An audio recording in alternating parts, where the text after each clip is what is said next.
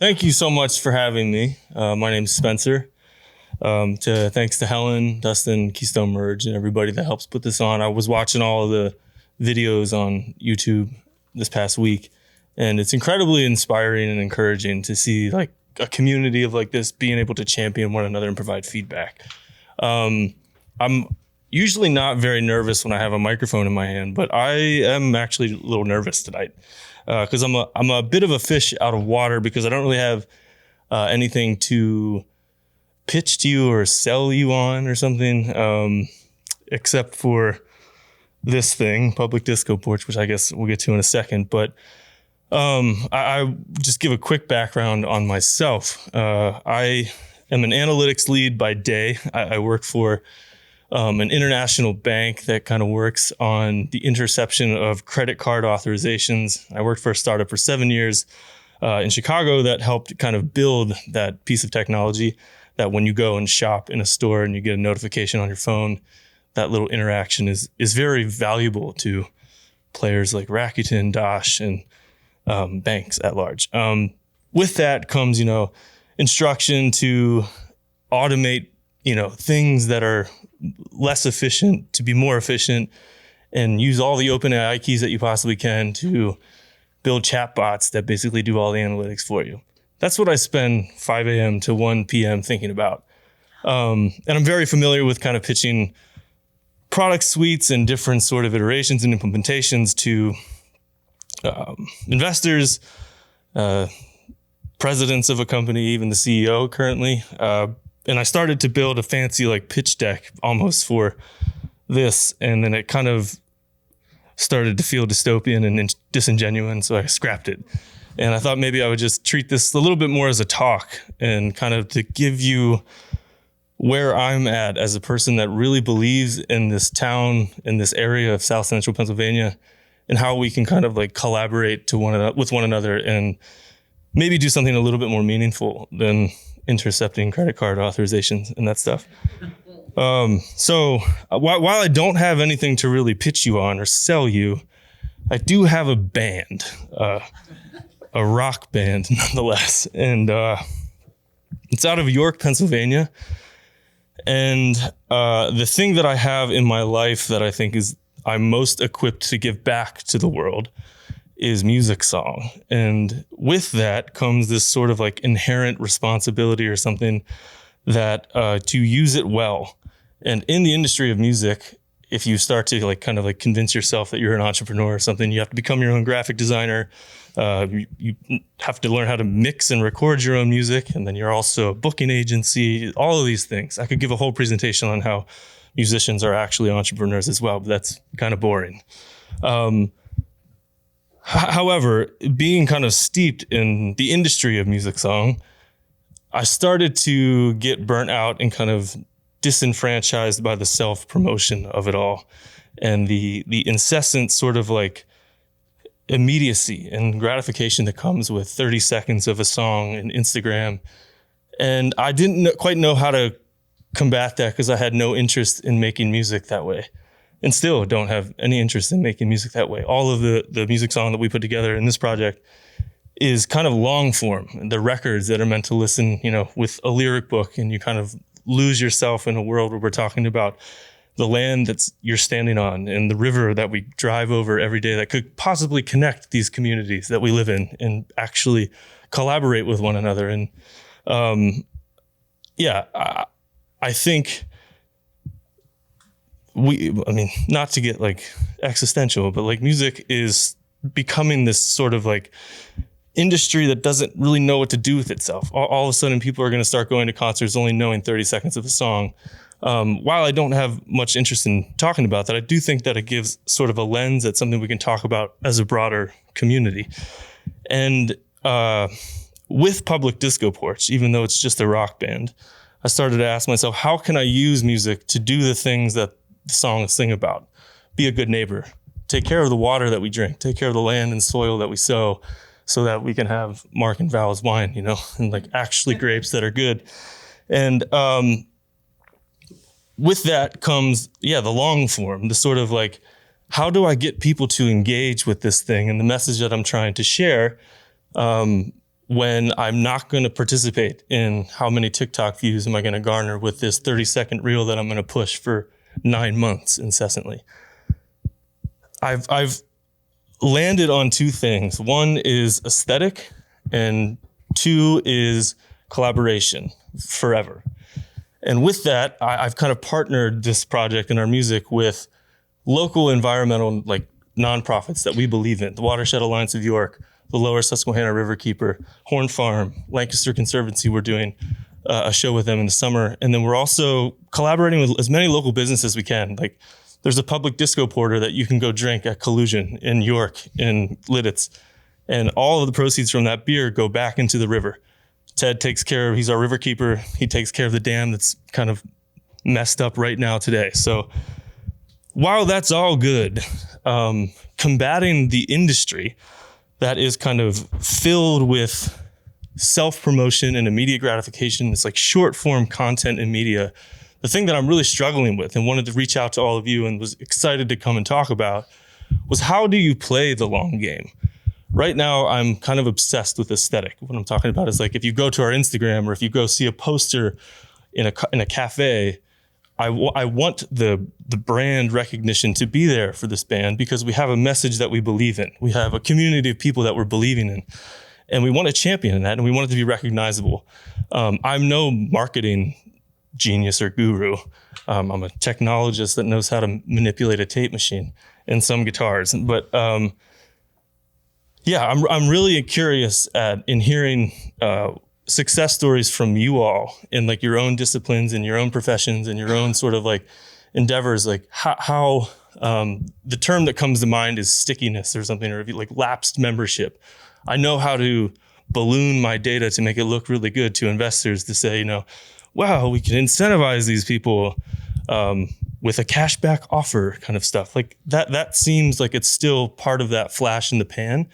So I'm curious if you all have experience around how you have built lasting memberships with the people that are either consuming your media, your content, your products, your wine, whatever it is. That's the kind of stuff that I'm interested in, want to latch onto and be part of in the community. Because I know that not just our music is kind of long form in the idea that we want you to listen to the whole record. Buying into the river and buying into Horn Farm is not like an immediate thing. It's just, these things take time, like taking care of the soil and the history of our area is tender, and it takes years and years and years. And so I'm wrestling with how to play this sort of long arching game with an industry that is very hyper focused on immediate gratification and small form content. So I don't have much else outside of that. I love that this community exists. I'm very happy to be here and thankful. So willing to answer any questions, but also kind of just more looking forward to connecting with you all to talk about this sort of like open-ended, long form idea. And it is different. People will recognize the band. They're going to feel it. And at the end of the day, with what's happening with music, so much of it is live. So people see you, they go to you. And I think at some point, especially if you're a creative person, you make the art, let the magic happen, and then you have to kind of let it go.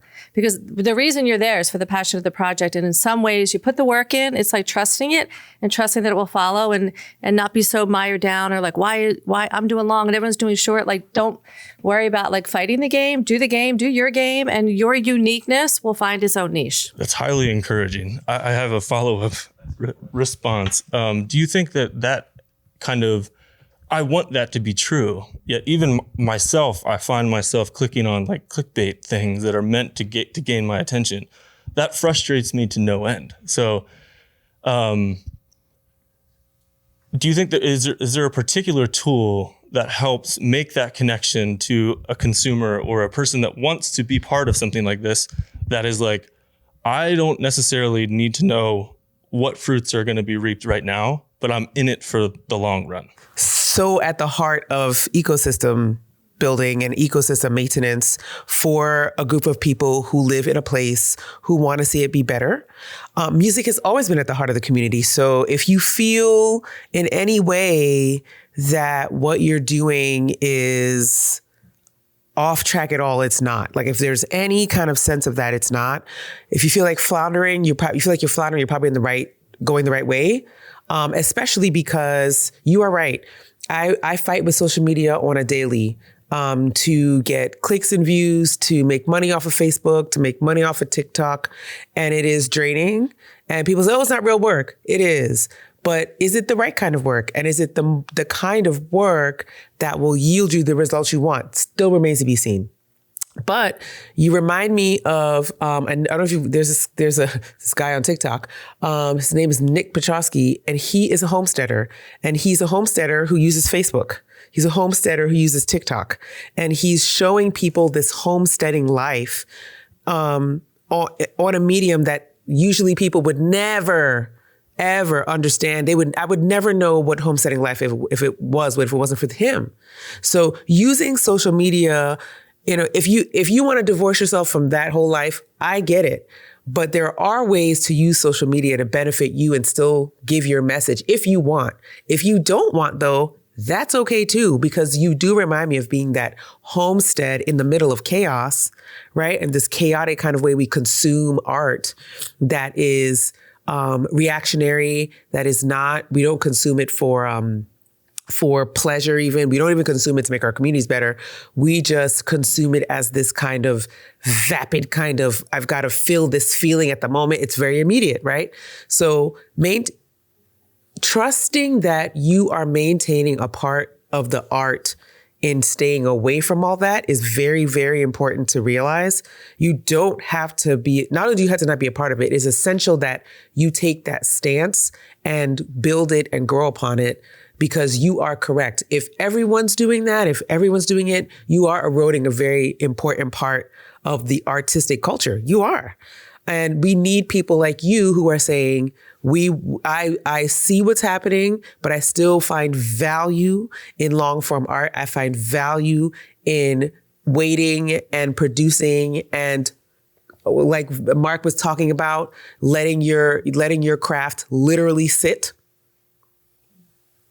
It's very uncomfortable sometimes. You sit and it's silent. There's nothing sometimes, and there's a little bit of something, and you taste it, just like Mark was talking about. Tastes gross, you put it back, and then you wait some more. It's a sucky cycle sometimes, but I am as an artist and a creative and a researcher and a technologist, all the things you're talking about, I still believe that there is not only value, but a product that is meaningful, that others may convince you is not meaningful.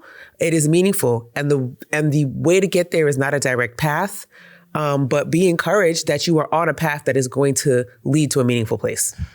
Yeah, thank you. I think I echo everything that you just said, and maybe just also a bit of a clarification. I guess maybe I'm not so much worried about wrestling with the art intersecting with the internet or something, or engaging with people that way, because I know that it can be beneficial and obviously is a tool that is useful for engagement in translating a message, whether that be lyrics in a song or what it is, a new app that you're trying to build.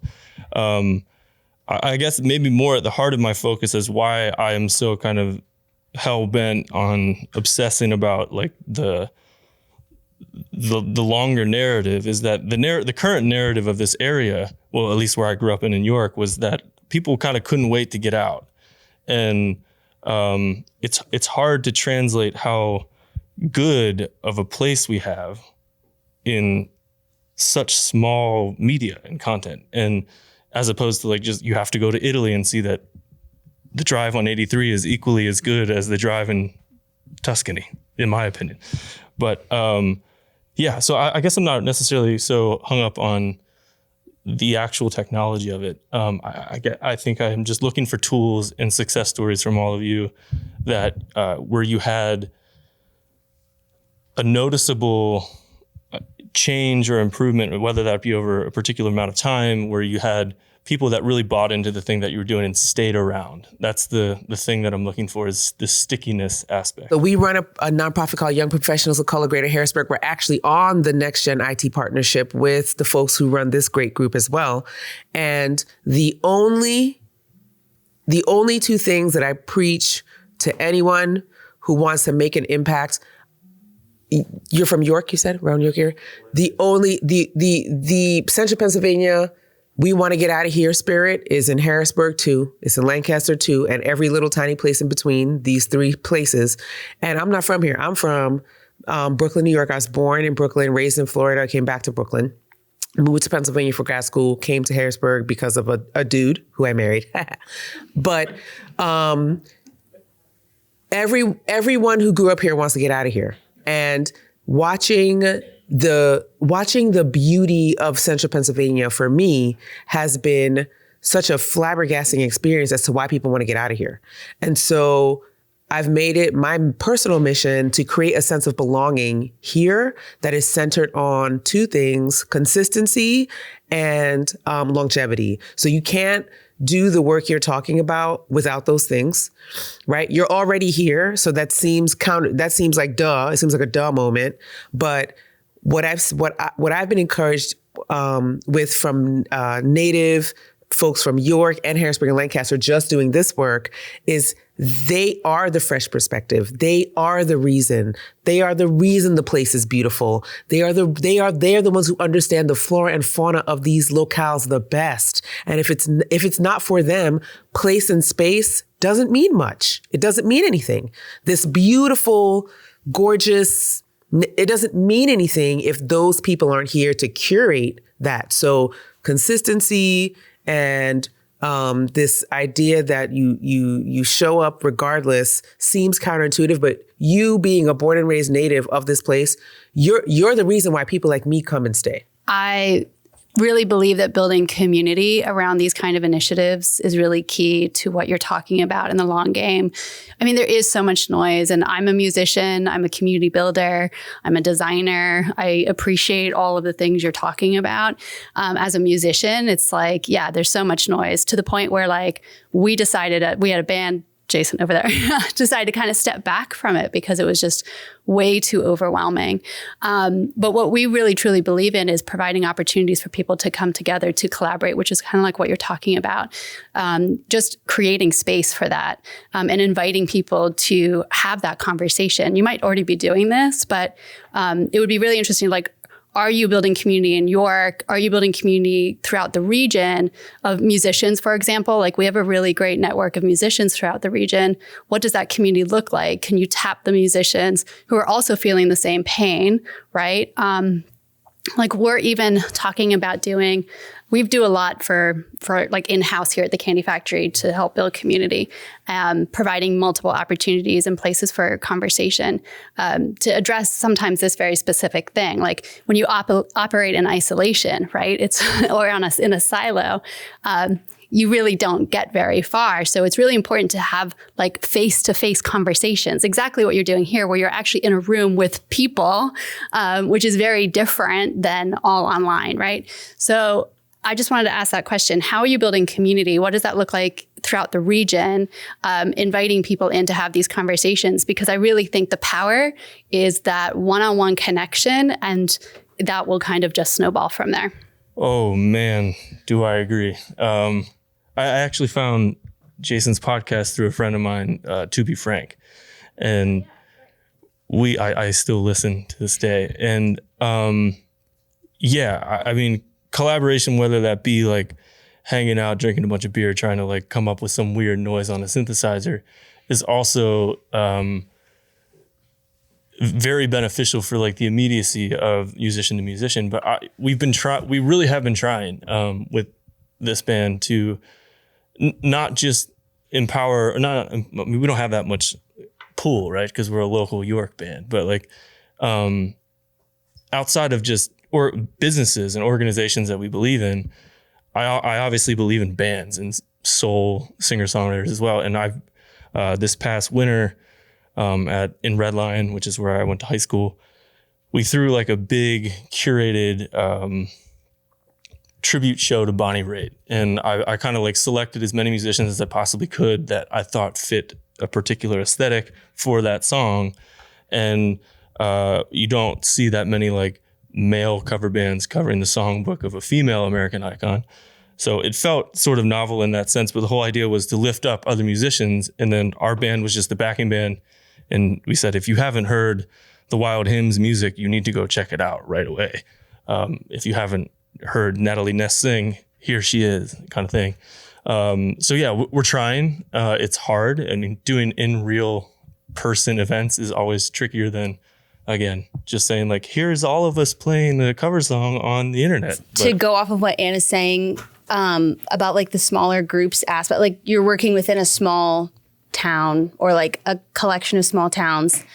And from what I understand, like the goal is not to become some huge national band. I mean, if it was, then your strategy would not be what it is. But I think what really stuck out to me, what Anna's saying, is over those small group collectives, you start to build this spirit of something. And I think Public Disco Porch is doing that with the commonalities, and we're supporting the River Keepers and Horn Farm and all these things. But I would say that's one thing that would, if you continue to emphasize it, of Public Disco Porch is more of like a spirit of the land, which is kind of also your vein anyways, of melding together all these different like spiritual narratives. I feel like that would resonate with people a lot. Of I identify with not just this band, but with this group of people. And that is what creates that exponential growth of it's a place for XYZ. I don't want to fill it in because it's your thing, you know, but if you're creating that spirit, I think that will help with the longevity because it will multiply. People will want to invite people to other things, but they'll also start supporting the causes that you support. And it kind of outlasts the social media game of the trends, because no matter what the trend is, the spirit is like the buy-in. Yeah. And I guess the hesitancy around that for this project would be,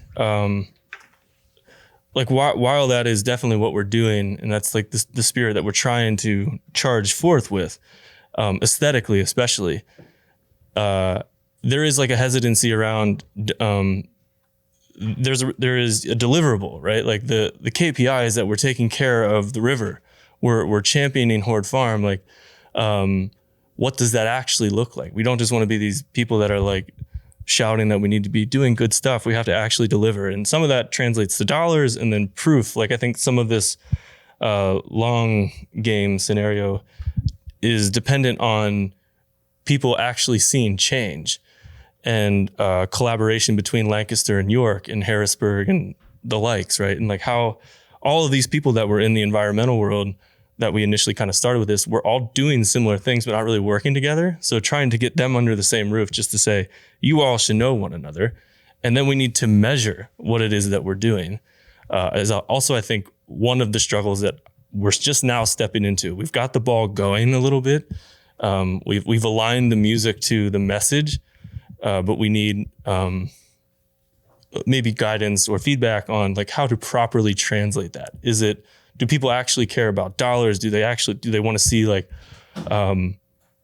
jobs? I mean, what is the thing that is the deliverable is also part of this initiative as doing a good thing with music. Like I don't think I don't know that there is a KPI that's larger than our whole generation than that. So I don't know that. So to Anne's point with community, what a community gives you is the idea that you can continue on beyond one person, right? That's why we have children. That's why we have schools. That's why we have education, is that we want to grow from that. Yeah. And I don't know that you need a KPI beyond.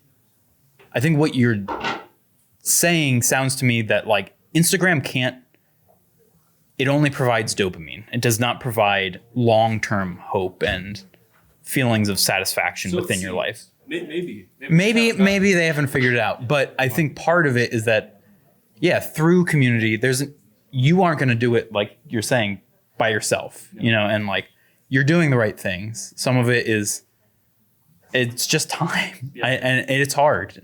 And I think you're doing it. It's just hard. My old company did work in the music industry, and we took about 5 artists kind of like in the production stage, 2 artists that made it to the top 40. And I'll tell you something I saw from every single artist that we did. And this is why like the TikTok stuff right now is being overrun by record labels and this production company, everyone that did the music side of it. They're all living in LA now, working for labels and stuff like that when we were just kind of a smaller company when we did this. Every single one of them's not on the top 40 anymore. Every single one of them had kind of sprinted towards it, got to it really quick. And then after that fizzled out. And the path that leads to like really quick success is not what you want to do. As everyone else is saying, stick true to no one here can tell you what to do, honestly. First of all, like all of us like have ideas, but like this is your story and this is how you want to do it and your mission and whatever your cause for that, stick with it. But remember, it's a marathon, not a sprint. I was much younger when we did that. I was like late teens, early 20s. And unfortunately, I do know of one artist that passed away very recently. And it was all over the news that we worked with and we helped get him back to the top 40. And it's really, it can be a tough path if you go really quick with it. And like they say, the Hollywood effect, but it's a real thing. So I would focus on what you're doing. Like stay away from TikTok. If that's not what you want to do, don't do that. A lot of people are doing it anyways. Production companies, these small homegrown ones are all done by Capitol Records, Fueled by Ramen, and all these big labels already. It's really hard to break free, and they have experts that do this. And then just kind of speak on personal experience of what we're doing now is like everything we've done, we're running a dating app and we're going up against, again, like the big guys in a lot of the same way. And the odds are stacked against us. We know that, but that's also been our advantage. We've been able to move quicker. We're able to do different strategies that work for us that other people didn't see. And like we did things that maybe didn't make sense, but now they are starting to make sense to other people trying to come up. I mean, we get calls 5 times a week from other founders helping them with the same advice. So my advice to you though, based on everything I've heard, just kind of going through this industry and not wanting to be a part of it, is stick true to it. I respect artists. I respect people that are doing what you're doing. Stick true to your art and remember, consistency is key. It's not about getting a ton of people. If people are listening to your music, I'm willing to bet there's more. So. Consistency in exactly what though? Like music, like obviously music, but what I was saying is this band is kind of focusing on aesthetic, like sheerly, if you see a poster, it will look as though it is the same digital stuff. Like the texture is the same. In your experience, was like, what was the thing that was? I wish I could say it's like a clear-cut answer, but I'm going to say in the case of music and art, what you're doing now, keep doing it. Regardless of whatever suggestions coming around the room, or what tool you might think that's out there, I wouldn't focus too much on that. I would focus on what you're doing, and then you're going to build a community around that. And no one can really guide you on that except for yourself. Which I know that's like scary, but sometimes going on a mission is lonely. Are you kind of saying like, don't follow trends, more like follow your passion and your art, regardless of what people around you are doing or saying, like what you really feel is your calling and your art. That's what people are going to resonate with because it's authentic and it's really you. Yeah. Yeah. And there'll be a point of doing it after like a certain amount of time where you'll be like, oh, wow, this is getting really big. And then all of the really, really, really big artists that sell at shows and do these things, they might not be in the radio all the time, but they're the ones that are making the real money. They're the ones still in the business. They're the ones that are still relevant today. Like very few people become Taylor Swift, which she was from Pennsylvania. Very few people become Drake or even somebody like that. Very few people get to that level. But there are plenty of people that stay consistent, make an honest living, getting to where they need to be and get like really big, like a lot bigger than you would think of, like many, many artists that hit that top 40 spot. So I would recommend, like, if this is something you love, just keep pushing forward with it. Like it's going to pay off a lot more because it's a brutal industry. It's a brutal industry, no matter which sector you're in. I've worked with bands in folk, I've worked with bands in rap, like indie rock, everything, pop, everything. And it's a tough industry, but I mean, the art's what matters and that's what people listen to you for. You got to remember that's your product and your customer and everything. Like that's the difference. Like it's not a startup. It is in some way, but it's not. And people treat it that way and want to get really big, really quick on TikTok. But then what do they do then if they're not ready for that sprint to turn into a marathon? Because that sprint will get you there really quick. But I think what you're doing is probably the best, even if it feels isolating.